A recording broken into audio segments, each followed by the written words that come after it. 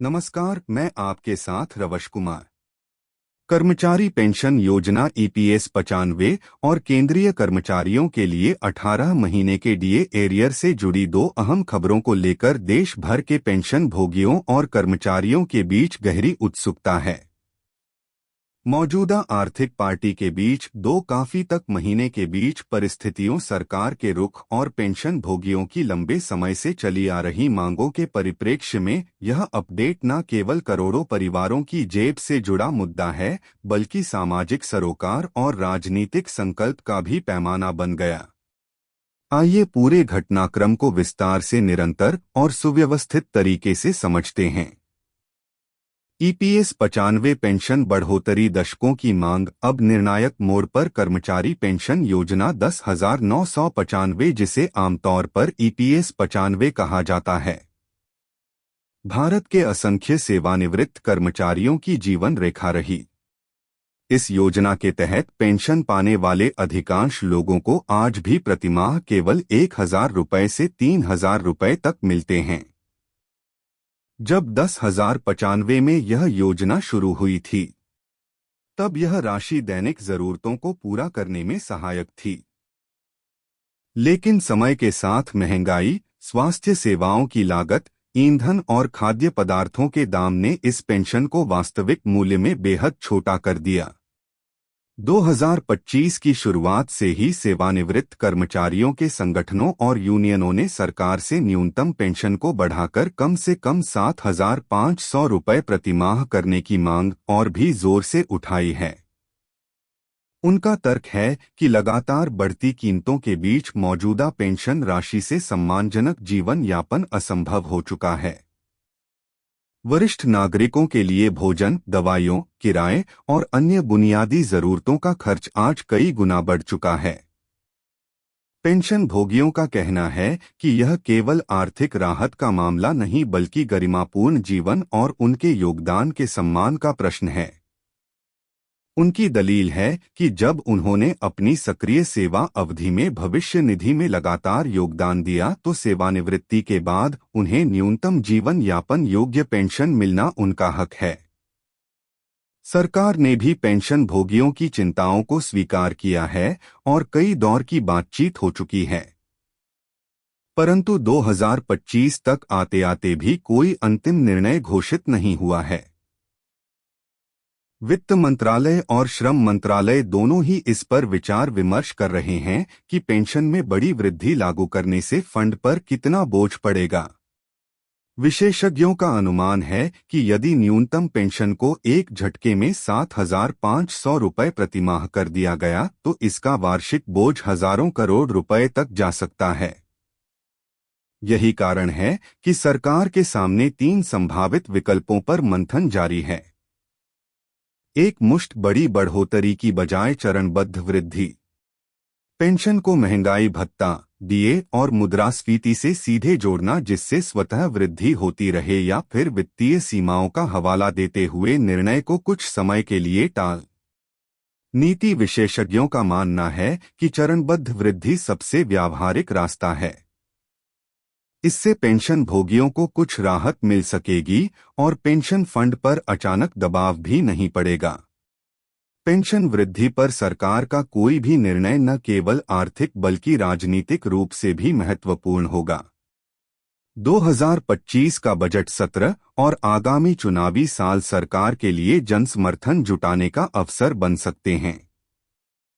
यदि सरकार इस अवधि में सकारात्मक घोषणा करती है, तो यह देश के वरिष्ठ नागरिकों के प्रति संवेदनशीलता का संदेश होगा और लाखों परिवारों के लिए राहत का सबब बनेगा।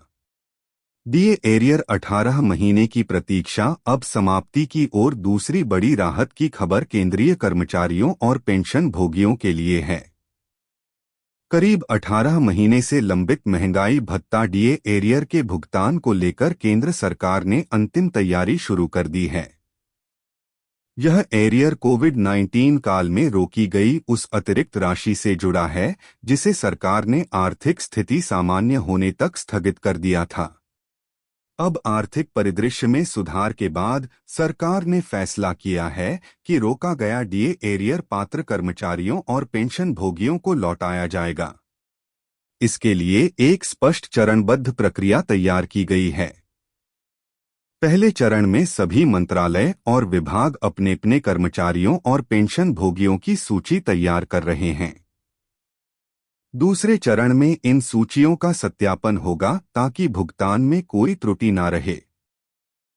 तीसरे चरण में प्रत्येक पात्र व्यक्ति के लिए देय होता है। डीए की सटीक गणना की जाएगी। अंत में चौथे चरण में यह राशि सीधे उनके बैंक खातों में ट्रांसफर कर दी जाएगी। संपूर्ण प्रक्रिया पर निगरानी के लिए विशेष मॉनिटरिंग समिति बनाई गई है, जिसका उद्देश्य यह सुनिश्चित करना है कि भुगतान में अनावश्यक देरी न हो। सरकार ने मंत्रालय व बजट आवंटन भी कर दिया है। उदाहरण के लिए शिक्षा मंत्रालय के लगभग 5,000 कर्मचारियों के लिए करीब ₹1 करोड़, स्वास्थ्य मंत्रालय के 3,000 कर्मचारियों के लिए लगभग करोड़, जबकि गृह मंत्रालय और सुरक्षा बलों के लिए भी अनुपातिक बजट तय किया गया है। रक्षा, रेलवे और डाक विभाग के लिए आवंटन इनकी कर्मचारी संख्या के अनुपात में निर्धारित किया गया है। यह एरियर न केवल कर्मचारियों को सीधी आर्थिक राहत देगा बल्कि उनकी लंबे समय से बनी नाराजगी को भी कम करेगा। विशेषज्ञों का अनुमान है कि डीए एरियर की राशि मिलने से 5 बड़े लाभ स्पष्ट रूप से सामने आएंगे। तत्काल आर्थिक सहारा, अचानक मिली बड़ी राशि घर परिवार के तात्कालिक खर्चों में मदद करेगी। मनोबल में वृद्धि, वर्षों से लंबित अधिकार मिलने से कर्मचारियों का आत्मविश्वास और उत्साह बढ़ेगा। शिक्षा व इलाज में राहत, बच्चे की पढ़ाई या किसी परिजन के इलाज का खर्च पूरा करने में यह रकम सहायक होगी। निवेश का अवसर, परिवार चाहे तो इस धनराशि को सावधि जमा, एसआईपी या म्यूचुअल फंड जैसे विकल्पों में लगा सकते हैं। जीवन शैली में सुधार, लंबे समय से टल रही पारिवारिक जरूरतों को पूरा करने में यह मददगार होगी। सरकार के इस कदम को कर्मचारियों के योगदान के सम्मान और भरोसे को बहाल करने के संकेत के रूप में देखा जा रहा है।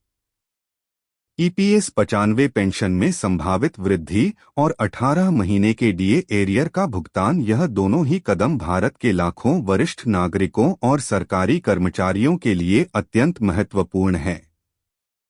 एक और पेंशन वृद्धि का फैसला बुजुर्ग आबादी को गरिमापूर्ण जीवन देने की दिशा में ऐतिहासिक साबित हो सकता है।